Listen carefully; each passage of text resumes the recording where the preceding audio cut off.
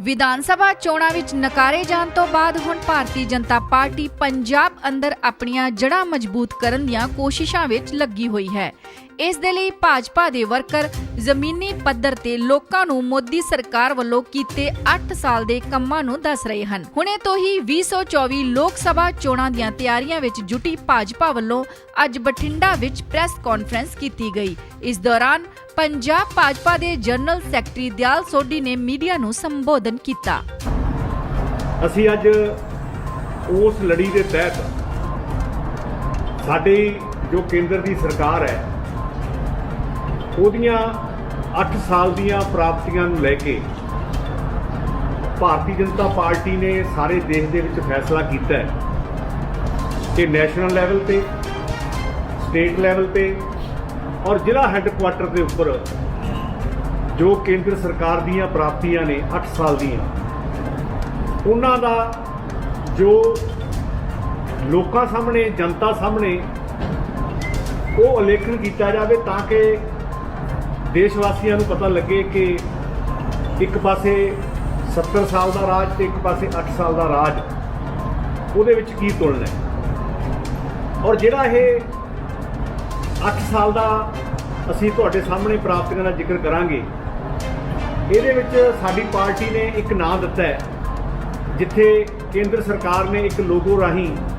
ਸੇਵਾ, ਸੁਸ਼ਾਸਨ ਤੇ ਗਰੀਬ ਕਲਿਆਣ, ਸੇਵਾ ਕਰਨੀ ਹੈ, ਸੁਸ਼ਾਸਨ ਜਿਹੜਾ ਹੈ, ਪ੍ਰਸ਼ਾਸਨ ਹੈ ਉਹ ਵਧੀਆ ਦੇਣਾ ਹੈ, ਔਰ ਜਿਹੜਾ ਗਰੀਬ ਵਿਅਕਤੀ ਹੈ ਉਹਦਾ ਕਲਿਆਣ ਕਰਨਾ ਹੈ। ਯਾਨੀ ਕਹਿਣ ਦਾ ਭਾਵ ਉਹਨੂੰ ਸਰਕਾਰ ਦੀ ਹਰ ਸਹੂਲਤ ਉਹਦੇ ਤੱਕ ਪਹੁੰਚਦੀ ਹੋਵੇ। ਇਸ ਲਈ ਸਾਡੇ ਦੇਸ਼ ਦੇ ਪ੍ਰਧਾਨ ਮੰਤਰੀ ਨਰਿੰਦਰ ਮੋਦੀ ਜੀ ਦਾ ਪਹਿਲਾ ਜਿਹੜਾ ਨਾਅਰਾ ਹੈ, ਔਰ ਇਹਦੇ ਨਾਅਰੇ ਦੇ ਉੱਪਰ ਹੀ ਚੱਲ ਕੇ ਇੱਕੋ ਹੀ ਨਾਅਰਾ ਦਿੱਤਾ ਕਿ ਸਭ ਕਾ ਸਾਥ, ਸਭ ਕਾ ਵਿਕਾਸ ਤੇ ਸਭ ਕਾ ਵਿਸ਼ਵਾਸ। ਅੱਜ ਉਸ ਨਾਅਰੇ ਦੇ ਉੱਪਰ ਜਿਹੜੀ ਕੇਂਦਰ ਦੀ ਸਰਕਾਰ ਹੈ ਸ਼੍ਰੀ ਨਰਿੰਦਰ ਮੋਦੀ ਦੀ ਅਗਵਾਈ ਹੇਠ ਉਹ ਕੰਮ ਕਰ ਰਹੀ ਹੈ।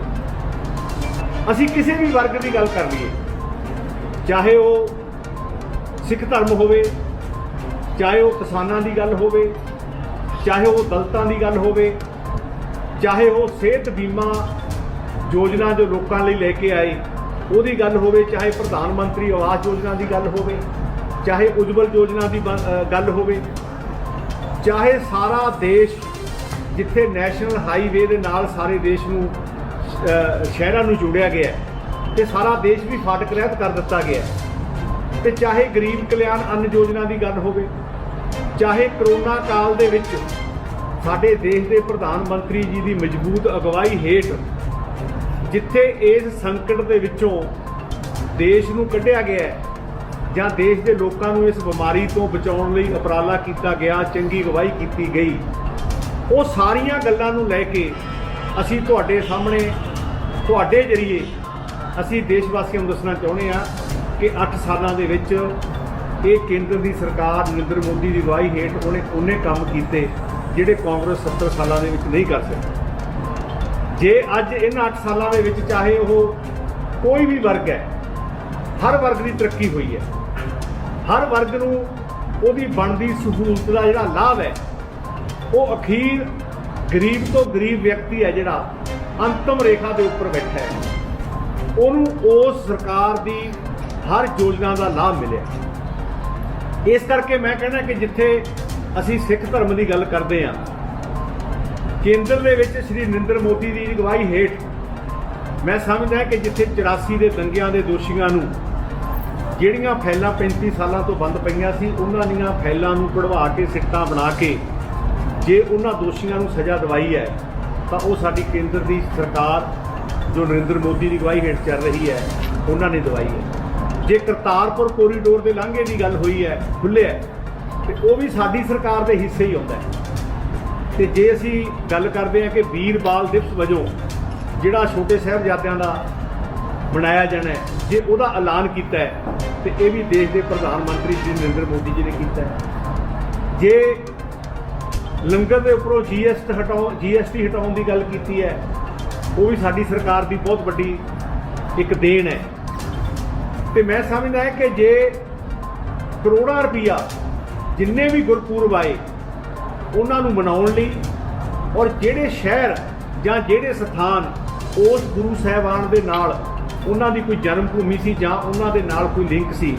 ਉਹਨਾਂ ਦੇ ਵਿਕਾਸ ਲਈ, ਤਰੱਕੀ ਲਈ ਵੀ ਕਰੋੜਾਂ ਰੁਪਈਆ ਜਿਹੜਾ ਉਹ ਸਾਡੀ ਸਰਕਾਰ ਨੇ ਦੇ ਕੇ ਉਹਨਾਂ ਇਤਿਹਾਸਕ ਯਾਦਾਂ ਨੂੰ ਤਾਜ਼ਾ ਬਣਾਉਣ ਲਈ ਉਹ ਵੀ ਜਿਹੜਾ ਬਹੁਤ ਵੱਡਾ ਯੋਗਦਾਨ ਪਾਇਆ।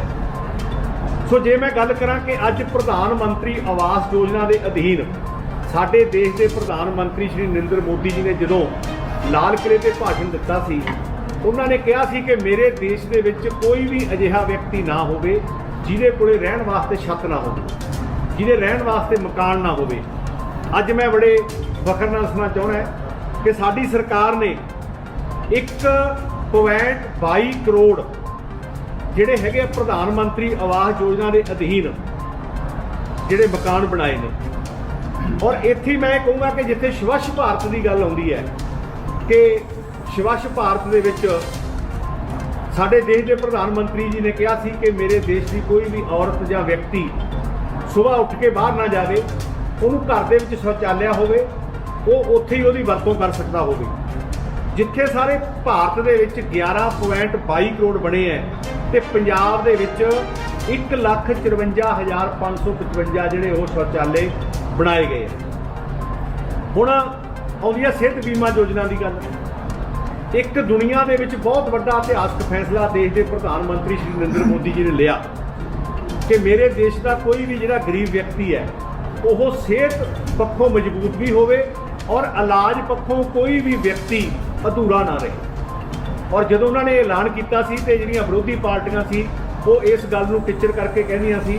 ਕਿ ਇਹ ਇੱਕ ਐਲਾਨ ਹੀ ਹੈ, ਲੇਕਿਨ ਤੁਸੀਂ ਦੇਖੋ ਕਿ 5 ਲੱਖ ਤੱਕ ਦਾ ਜਿਹੜਾ ਬੀਮਾ ਦਿੱਤਾ ਗਿਆ ਯੋਜਨਾ ਦੇ ਵਿੱਚ, ਆਯੁਸ਼ਮਾਨ ਜਿਹੜੀ ਭਾਰਤ ਯੋਜਨਾ ਹੈ ਉਹਦੇ ਅਧੀਨ ਹੁਣ ਤੱਕ 3.2 ਕਰੋੜ ਜਿਹੜੇ ਲੋਕ ਨੇ ਉਹ ਇਲਾਜ ਕਰਵਾ ਚੁੱਕੇ ਨੇ। ਔਰ ਇਕੱਲੇ ਪੰਜਾਬ ਦੇ ਵਿੱਚ 11.48 ਲੱਖ ਲੋਕਾਂ ਨੂੰ ਇਹ ਸਿਹਤ ਬੀਮਾ ਯੋਜਨਾ ਦਾ ਜਿਹੜਾ ਲਾਭ ਮਿਲਿਆ। ਹੁਣ ਮੈਂ ਜਿੱਥੇ ਕਿਸਾਨਾਂ ਦੀ ਗੱਲ ਕਰਾਂ, ਕਿਸਾਨਾਂ ਲਈ ਸਾਡੀ ਸਰਕਾਰ ਨੇ ਐਡੇ ਲੰਬੇ ਵਧੀਆ ਤੇ ਕੰਮ ਕੀਤੇ ਨੇ ਕਿ ਜਿਹੜੀ ਕਾਂਗਰਸ 70 ਸਾਲਾਂ 'ਚ ਨਹੀਂ ਕਰ ਪਾਈ। ਔਰ ਖਾਸ ਤੌਰ ਤੇ ਜੇ ਮੈਂ ਕਹਾਂ ਕਿ ਜਿਹੜੀ ਕਿਸਾਨ ਸਨਮਾਨ ਨਿਧੀ ਹੈ ਉਹਦੀ ਜਿਹੜੀ 11ਵੀਂ ਕਿਸ਼ਤ ਹੈ ਉਹ 31 ਮਈ ਨੂੰ ਪ੍ਰਧਾਨ ਮੰਤਰੀ ਜੀ ਨੇ ਇੱਕ ਹਿਮਾਚਲ ਦੇ ਵਿੱਚ ਪ੍ਰੋਗਰਾਮ ਕਰਕੇ ਜਿੱਥੇ 23,000 ਕਰੋੜ ਰੁਪਈਆ ਕਿਸਾਨਾਂ ਦੇ ਖਾਤਿਆਂ ਦੇ ਵਿੱਚ ਪਾਇਆ ਹੈ, ਉੱਥੇ ਖੇਤੀ ਦੀ ਉਪਜ ਲਈ ਜਾਂ ਖੇਤੀ ਦੇ ਸੁਧਾਰ ਲਈ ਉਹਨਾਂ ਨੇ ਹੋਰ ਵੀ ਬਹੁਤ ਵੱਡੀਆਂ ਯੋਜਨਾਵਾਂ ਲੈ ਕੇ ਆਉਂਦੀਆਂ। ਸੋ ਇਸ ਕਰਕੇ ਅੱਜ ਜਿੱਥੇ ਇਹਨਾਂ ਯੋਜਨਾਵਾਂ ਦਾ ਲਾਭ ਲੋਕਾਂ ਨੂੰ ਮਿਲ ਰਿਹਾ ਹੈ ਔਰ ਦੂਜੇ ਇਹਦੇ ਵਿੱਚ ਮੈਂ ਸਮਝਦਾ ਕਿ ਜਿਹੜੀ ਕਰਪਸ਼ਨ ਹੈ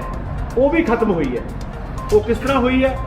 ਕਿ ਕਿਸੇ ਸਮੇਂ ਕਾਂਗਰਸ ਦਾ ਪ੍ਰਧਾਨ ਮੰਤਰੀ ਕਹਿੰਦਾ ਸੀ ਕਿ ਕੇਂਦਰ ਦੇ ਵਿੱਚੋਂ 1 ਰੁਪਈਆ ਚੱਲਦਾ ਹੈ ਔਰ 85 ਪੈਸੇ ਰਾਹ ਦੇ ਵਿੱਚ ਖਤਮ ਹੋ ਜਾਂਦੇ ਆ, 15 ਪੈਸੇ ਜਿਹੜਾ ਲਾਭਪਾਤਰੀ ਆ ਉਹਦੇ ਕੋਲ ਪਹੁੰਚਦੇ ਆ। ਲੇਕਿਨ ਇਹ ਜਿਹੜੀ ਮੋਦੀ ਸਾਹਿਬ ਨੇ ਸਿੱਧੇ ਖਾਤਿਆਂ ਦੇ ਵਿੱਚ ਚਾਹੇ ਕੋਈ ਵੀ ਯੋਜਨਾ ਦਾ ਪੈਸਾ ਆਉਂਦਾ ਹੈ, ਕਿਸੇ ਵੀ ਲਾਭਪਾਤਰੀ ਦੇ ਖਾਤੇ ਦੇ ਵਿੱਚ ਆਉਂਦਾ ਹੈ, ਜੇ ਰੁਪਈਆ ਕੇਂਦਰ ਦੇ ਵਿੱਚੋਂ ਚੱਲਦਾ ਹੈ ਤੇ ਰੁਪਈਆ ਸਿੱਧਾ ਹੀ ਉਹਦੇ ਖਾਤੇ ਦੇ ਵਿੱਚ ਆਉਂਦਾ ਹੈ। ਸੋ ਇਸ ਕਰਕੇ ਇਹ ਵੀ ਬਹੁਤ ਵੱਡਾ ਇੱਕ ਇਤਿਹਾਸਕ ਫੈਸਲਾ ਹੈ ਜਿਹੜਾ ਸਾਡੀ ਸਰਕਾਰ ਨੇ ਕਰਪਸ਼ਨ ਨੂੰ ਦੂਰ ਕਰਨ ਲਈ ਜਾਂ ਜਿਹੜੇ ਰਾਹ ਦੇ ਵਿੱਚ ਅਫਸਰ ਜਾਂ ਵਿਚੋਲੇ ਛਕ ਜਾਂਦੇ ਸੀ ਉਹ ਸਾਰੀ ਗੱਲ ਹੈ ਜਿਹੜੀ ਉਹਨਾਂ ਨੇ ਇਹ ਵੀ ਦੂਰ ਕਰ ਦਿੱਤੀ ਹੈ। ਸੋ ਇਸ ਕਰਕੇ ਜਿਹੜੀਆਂ ਕੇਂਦਰ ਸਰਕਾਰ ਵੱਲੋਂ ਸਾਰੀਆਂ ਸਕੀਮਾਂ ਚਲਾਈਆਂ ਜਾਂਦੀਆਂ, ਇਹਨਾਂ ਸਕੀਮਾਂ ਦਾ ਲਾਭ ਉਸ ਲਾਭਪਾਤਰੀ ਤੱਕ ਪਹੁੰਚੇ ਜਿੱਥੇ ਸਰਕਾਰ ਦਾ ਉਪਰਾਲਾ ਹੈ, ਉੱਥੇ ਭਾਰਤੀ ਜਨਤਾ ਪਾਰਟੀ ਦੇ ਵਰਕਰ ਵੀ ਜਿਹੜਾ 1 ਜੂਨ ਤੋਂ ਲੈ ਕੇ 15 ਜੂਨ ਤੱਕ ਅਸੀਂ ਇੱਕ 8 ਸਾਲਾਂ ਦੀ ਸਰਕਾਰ ਦਾ ਪੂਰਾ ਹੋਣ ਤੇ ਮਨਾ ਰਹੇ ਹਾਂ ਪੰਦਰਵਾੜਾ, ਉਹਦੇ ਤਹਿਤ ਸਾਡੇ ਭਾਰਤੀ ਜਨਤਾ ਪਾਰਟੀ ਦੇ ਜਿਹੜੇ ਵਰਕਰ ਨੇ ਉਹ ਵੀ ਇਹਦੇ ਵਿੱਚ ਜਾ ਕੇ ਉਹਨਾਂ ਲਾਭਪਾਤਰੀਆਂ ਤੱਕ ਅਪਰੋਚ ਕਰ ਰਹੇ ਨੇ, ਉਹਨਾਂ ਲਾਭਪਾਤਰੀਆਂ ਤੋਂ ਪਤਾ ਕਰ ਰਹੇ ਨੇ ਕਿ ਤੁਹਾਨੂੰ ਜਿਹੜੀ ਕੇਂਦਰ ਦੀ ਯੋਜਨਾ ਹੈ ਉਹਦਾ ਲਾਭ ਮਿਲ ਰਿਹਾ, ਉਹਨਾਂ ਨੂੰ ਮਿਲਿਆ ਜਾ ਰਿਹਾ, ਉਹਨਾਂ ਦੇ ਨਾਲ ਗੱਲਬਾਤ ਕੀਤੀ ਜਾ ਰਹੀ ਹੈ। ਸੋ ਇਸ ਕਰਕੇ ਅੱਜ ਅਸੀਂ 8 ਸਾਲ ਪੂਰੇ ਹੋਣ ਸਰਕਾਰ ਤੇ ਜਿਹੜਾ ਹੈਗਾ ਉਹ ਸਾਰਾ ਲੋਕਾਂ ਨੂੰ ਦੱਸਣਾ ਚਾਹੁੰਦੇ ਆ। ਪਰ ਦੂਜੇ ਪਾਸੇ ਜਿਹੜੀ ਸਾਡੀ ਸੂਬੇ ਦੀ ਸਰਕਾਰ ਹੈ, ਮੈਂ ਤੁਹਾਡੇ ਜਰੀਏ ਸਰਕਾਰ ਨੂੰ ਪੁੱਛਣਾ ਚਾਹੁੰਦਾ ਕਿ ਜੇ ਕੇਂਦਰ ਨੇ ਸਿਹਤ ਬੀਮਾ ਯੋਜਨਾ ਦਾ ਲਾਭ ਗਰੀਬ ਲੋਕਾਂ ਲਈ ਇਲਾਜ ਲਈ ਦਿੱਤਾ, ਲੇਕਿਨ ਪੰਜਾਬ ਦੀ ਸਰਕਾਰ ਨੇ ਉਹਦੇ ਵਿੱਚ ਆਪਣਾ ਹਿੱਸਾ ਨਹੀਂ ਪਾਇਆ। ਅੱਜ ਜਿਹੜੇ ਪੰਜਾਬ ਦੇ ਲੋਕ ਹੈ ਉਹ ਤਰਾਸ-ਤਰਾਸ ਕਰ ਰਹੇ ਨੇ, ਉਹ ਸੋਚ ਰਹੇ ਨੇ ਕਿ ਅਸੀਂ ਇਸ ਜਿਹੜੀ ਯੋਜਨਾ ਹੈ ਇਹ ਤੋਂ ਕਿਉਂ ਵਾਂਝੇ ਹੋਏ ਆ। ਸੋ ਇਸ ਕਰਕੇ ਜਿੱਥੇ ਇੰਨੀਆਂ ਤਰੱਕੀ ਵਿਕਾਸ ਯੋਜਨਾ ਲਿਆ ਕੇ ਭਾਰਤ ਦੀ ਜਿਹੜੀ ਨੁਹਾਰ ਹੈ ਉਹ ਦੇਸ਼ ਦੇ ਪ੍ਰਧਾਨ ਮੰਤਰੀ ਨਰਿੰਦਰ ਮੋਦੀ ਜੀ ਨੇ ਬਦਲੀ ਹੈ, ਉੱਥੇ ਸਾਡੇ ਦੇਸ਼ ਦਾ ਜਿਹੜਾ ਮਾਨ ਸਨਮਾਨ ਹੈ ਉਹ ਵੀ ਬਹੁਤ ਉੱਚਾ ਹੋਇਆ। ਅੱਜ ਸਾਡੇ ਦੇਸ਼ ਦਾ ਜਿਹੜਾ ਮਾਨ ਸਨਮਾਨ ਹੈ, ਜੇ ਬਾਹਰਲੇ ਦੇਸ਼ਾਂ ਦੇ ਵਿੱਚ ਸਾਡੇ ਪ੍ਰਧਾਨ ਮੰਤਰੀ ਜਾਂਦੇ ਨੇ ਤੇ ਅੱਜ ਉਹਨਾਂ ਨੂੰ ਕਿਸੇ ਅੱਗੇ ਹੱਥ ਅੱਡਣ ਦੀ ਲੋੜ ਨਹੀਂ। ਅੱਜ ਉਹ ਕਹਿੰਦੇ ਆ ਕਿ ਅਸੀਂ ਜਿਹੜਾ ਹੱਥ ਹੈ ਉਹ ਮਜਬੂਰੀ ਲਈ ਨਹੀਂ ਅੱਗੇ ਕਰਦੇ, ਅਸੀਂ ਜਿਹੜਾ ਅੱਜ ਆਪਣਾ ਹੱਥ ਹੈ ਉਹ ਆਪਣਾ ਦੋਸਤੀ ਵਧਾਉਣ ਲਈ ਅੱਗੇ ਕਰਦੇ ਆ। ਸਾਡਾ ਉਹ ਗੱਲ ਨਹੀਂ ਹੈ ਕਿ ਕਿਸੇ ਦੇਸ਼ ਮੂਹਰੇ ਜਾ ਕੇ ਅਸੀਂ ਝੋਲੀ ਅੱਡੀ ਰਿਹਾ। ਉਹਦੇ ਤਹਿਤ ਅਸੀਂ ਸਾਰੇ ਹਰ ਇੱਕ ਡਿਸਟ੍ਰਿਕਟ ਹੈੱਡਕੁਆਟਰ ਤੇ ਜਿੰਨੀਆਂ ਵੀ ਯੋਜਨਾਵਾਂ ਸਾਡੇ ਕੇਂਦਰ ਸਰਕਾਰ ਲੈ ਕੇ ਆਈ ਹੈ ਉਹਦਾ ਮੈਂ ਤੁਹਾਡੇ ਨਾਲ ਅਲੇਖਣ ਵੀ ਕੀਤਾ ਹੈ ਔਰ ਇਹ ਪ੍ਰੈਸ ਨੋਟ ਜਰੀਏ ਰਾਹੀਂ ਵੀ ਸਾਰੀ ਗੱਲ ਦੱਸਣ ਦੀ ਕੋਸ਼ਿਸ਼ ਕੀਤੀ ਹੈ ਤਾਂ ਕਿ ਲੋਕਾਂ ਨੂੰ ਪਤਾ ਲੱਗੇ ਕਿ ਜਿਹੜੀ ਕੇਂਦਰ ਦੀ ਸਰਕਾਰ ਹੈ ਉਹਨੇ ਵਾਕਈ 8 ਸਾਲਾਂ ਦੇ ਵਿੱਚ ਦੇਸ਼ ਦੀ ਉਹ ਨੁਹਾਰ ਬਦਲੀ ਹੈ ਜਿਹੜੀ 70 ਸਾਲਾਂ ਦੇ ਵਿੱਚ ਕਾਂਗਰਸ ਨੇ ਦੇਸ਼ ਨੂੰ ਲੁੱਟਿਆ ਤੇ ਕੁੱਟਿਆ ਤੇ ਲੜਾਇਆ। ਇਹਨਾਂ ਤਿੰਨਾਂ ਗੱਲਾਂ ਤੇ ਜਿਹੜੀ ਇਹਨਾਂ ਨੇ ਗੱਲ ਕੀਤੀ ਹੈ। ਸੋ ਸਾਨੂੰ ਮਾਣ ਹੈ ਕਿ 2024 ਤੱਕ ਜਿਹੜਾ ਸਾਡਾ ਸਰਕਾਰ ਦਾ ਸਮਾਂ ਹੈ ਉਹਦੇ ਵਿੱਚ ਵੀ ਜਿੰਨੇ ਅਸੀਂ ਲੋਕਾਂ ਦੇ ਨਾਲ ਵਾਅਦੇ ਕੀਤੇ ਨੇ ਚੋਣ ਮੈਨੀਫੈਸਟੋ 'ਚ ਲੈ ਕੇ ਆਏ ਆ ਉਹ ਅਸੀਂ ਪੂਰੇ ਕਰਾਂਗੇ। ਸੋ ਮੇਰਾ ਆਪਣੇ ਮੈਨੂੰ ਤੁਹਾਨੂੰ ਸਾਰੀ ਗੱਲ ਦੱਸ ਦਿੱਤੀ ਹੈ। ਬਾਕੀ ਜੇ ਤੁਹਾਡਾ ਕੋਈ ਸਵਾਲ ਹੈ ਤਾਂ ਉਹਦਾ ਮੈਂ ਜਵਾਬ ਦੇਣ ਨੂੰ